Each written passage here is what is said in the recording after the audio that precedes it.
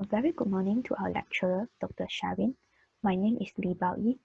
Here is my PSDA Project 2 video presentation. It is a report on statistics of trending YouTube video. This inferential statistic is about one of the selected regions, the origin of YouTube video, USA, on its most popular daily YouTube video, and the relationship between the number of likes with other listed variables in the secondary data obtained.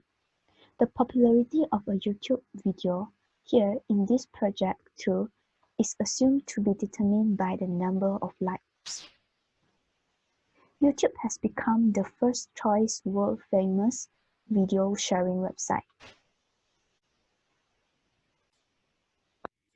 Therefore, in this project, a case study is carried out based on the source statistic in order to know its related details, meanwhile providing an informative data for existing USA YouTubers.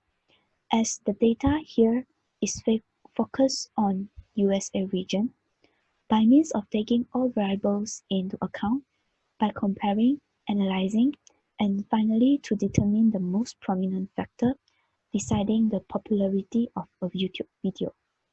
I hope that I'm able to identify the important characteristic or the factors that correlate with the characteristic and the variables of existing YouTube video based on the results obtained later. Methodology. The data source is the secondary data from a website called Kaggle. Data from 10 regions in the world are included in the source. However, in this project, the data in USN region is focused, and we were also comparing the data in USA and Canada because I want to know that how is the difference between the popularity, although USA and Canada are only separated by a country borderline. The first data analysis is an hypothesis testing of two samples, which is the data in USA region and Canada region with unknown variance. Unknown variance is said because the data is very big and the variance is not provided, and therefore it could not be predicted to be normal. As I want to know, is there any difference between the mean number of likes in USA and Canada regions under the significance level of 5%? And since the t-value is negative 10.019, smaller than the critical value, negative 1.984, falls within the critical region, and therefore the null hypothesis is rejected. Here is the sample of code of hypothesis testing in RStudio, and here show the t-value and the critical value. Therefore, there is sufficient evidence to conclude that the mean number of likes of the video in USA region is different from the mean number of likes in Canada region. Data analysis number 2, correlation. Variable X will be the number of views, variable Y, number of likes, under significance level of 5%, and the results of p-value is 2.2 to the power of negative 16, and the correlation coefficient obtained is positive 0.972. And based on the results in analysis of correlation in USA in RStudio, the Pearson's product moment correlation showed that the correlation here, as stated just now, and the p-value here, 2.2 to the power of negative 16, is smaller than the value of 0.05, the significance level value, and therefore H0 is said to be rejected. There's sufficient evidence to conclude that a linear correlation relationship exists between the number of views and number of likes of a YouTube video. Here is the coding of correlation analysis in USA region.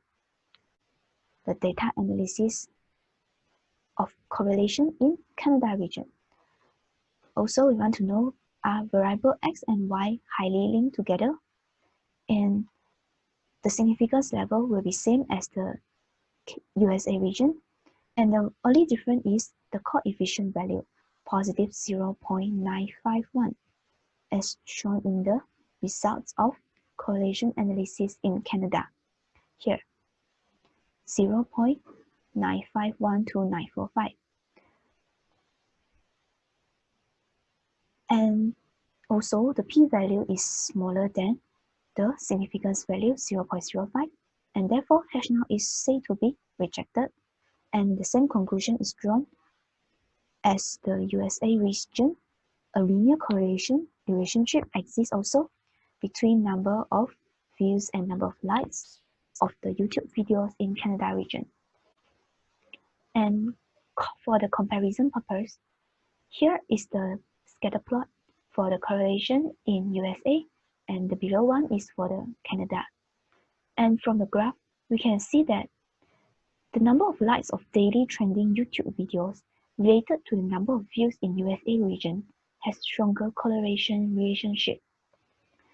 The plots here are more focused in USA. For the Canada, the scatter plot is more scattered, although it will also be a linear.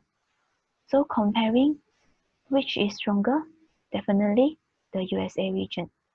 So from the graph, it is a negative linear correlationship between the category ID and number of likes.